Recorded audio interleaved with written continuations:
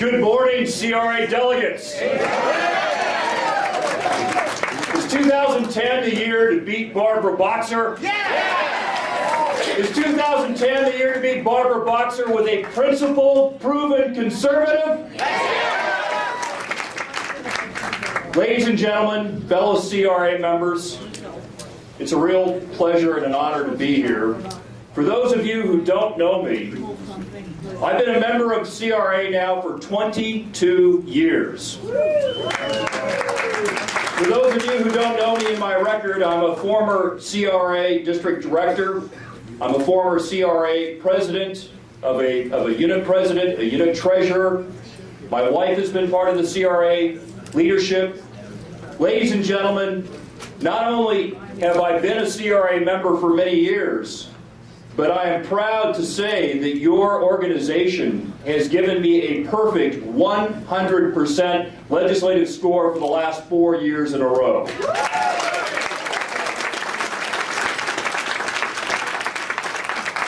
Now, some political pundits will say that this sort of conservatism is a hindrance to getting elected statewide in California.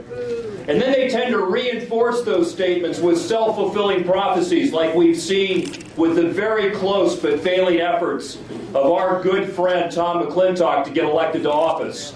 They say people like Tom McClintock can't get elected because he's too conservative, and then they starve him of the resources, of the money that he needs to win. Ladies and gentlemen, if you want to see just how false this statement is, look at how close the moderate clone of Governor Schwarzenegger, the man that he selected to be Secretary of State, look at how close Bruce McPherson came to winning statewide in 2006 versus Tom McClintock. Bruce McPherson was everything that the pundits say we have to be in California. Liberal on the social issues, flexible on the economic issues. And yet Tom McClintock came a lot closer than did he to winning in a year that was not good for us. But 2010 is a different year. 2010 is an entirely different year. Look at the recent Rasmussen polls that have looked at the U.S. Senate race. The last two Rasmussen polls have shown that all three of the main U.S. Senate contenders are within the margin of error of Barbara Boxer.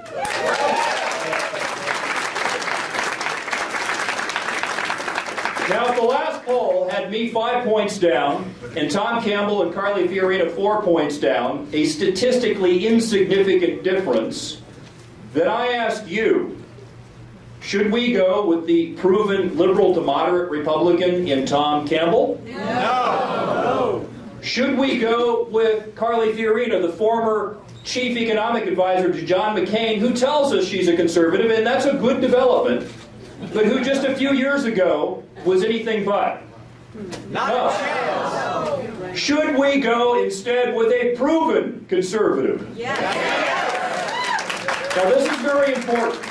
This is extremely important that you understand what is at stake in this election. My bona fides, I believe, make me a powerful opponent to Barbara Boxer. I joined the U.S. Army in 1983. I'm a lieutenant colonel in the U.S. Army Reserve. I served President Ronald Reagan as a White House appointee in the Pentagon from 1986 to 1988. And I am very proud to have earned this organization's endorsement in my very hard-fought 2004 State Assembly campaign, a campaign where I was outspent 2-to-1 by a self-funded millionaire businesswoman who I ended up beating by 20 percentage points.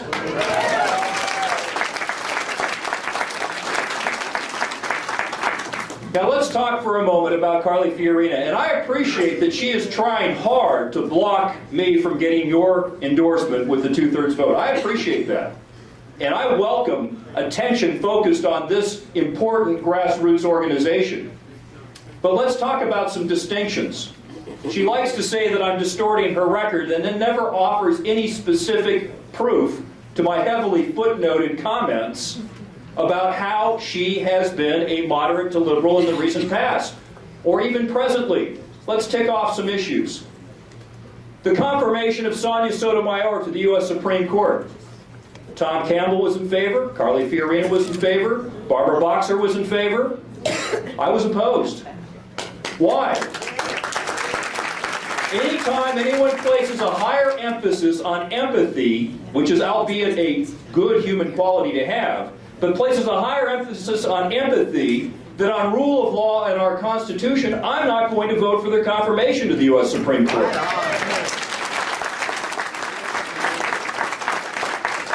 Let's look at another issue. The bailout of Wall Street. As chief economic advisor to John McCain, she was in favor of the bailout of Wall Street and said so on MSNBC and other national networks. Now, after the vote, after John McCain lost, after it became apparent it wasn't popular, she started to critique it. But before when it really counted, she was in favor of it. I wrote an essay as to why it was a bad idea. And it was a bad idea, wasn't it?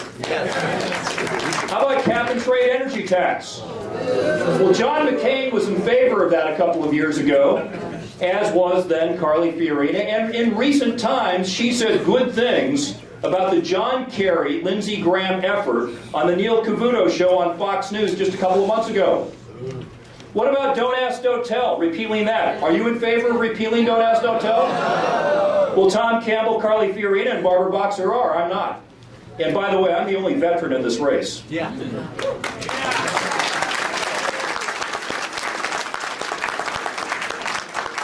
And so, I implore you, as the genuine conscience of the Republican Party, as Ronald Reagan properly described you, I implore you to maintain your status as the conscience of the party. I cannot win the Republican nomination without your endorsement. I need your endorsement. Do not allow yourself to be neutralized by a whisper campaign. Carly Fiorina has been saying that I haven't passed, well, her surrogates have been saying that I haven't passed one bit of legislation in my entire career. Not true. Not true. 7 bills bear my name. They're conservative bills, so we didn't get a lot passed. She's also saying I don't have any money. The fact is, we've raised over $1.5 million from over 20,000 individual donors. Many of them here in this audience, right?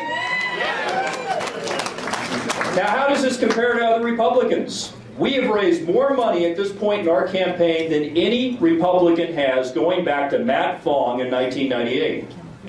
Now, you may recall that election. He ran against Darrell Issa. Many of us backed Darrell Issa. He was the conservative in that primary. But Darrell Issa outspent Matt Fong 4-1, $10 million to $2.5 million, and Matt Fong still won even though he was outspent. Ladies and gentlemen, money's important, but it isn't the only thing in politics.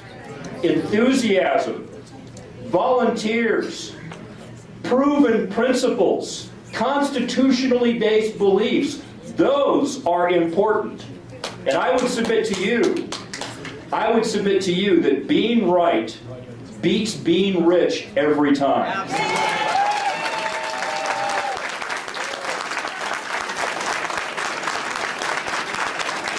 So ladies and gentlemen, I would be honored, deeply honored to have your support. I believe that this is the year that we take this nation back. This is the year that we stop the Obama, Pelosi, Reid, Boxer agenda cold. Yes. And this is the year. This is the year for proven conservative candidates to beat the progressive left. Help me do it. I need your help. Let's beat Barbara Boxer.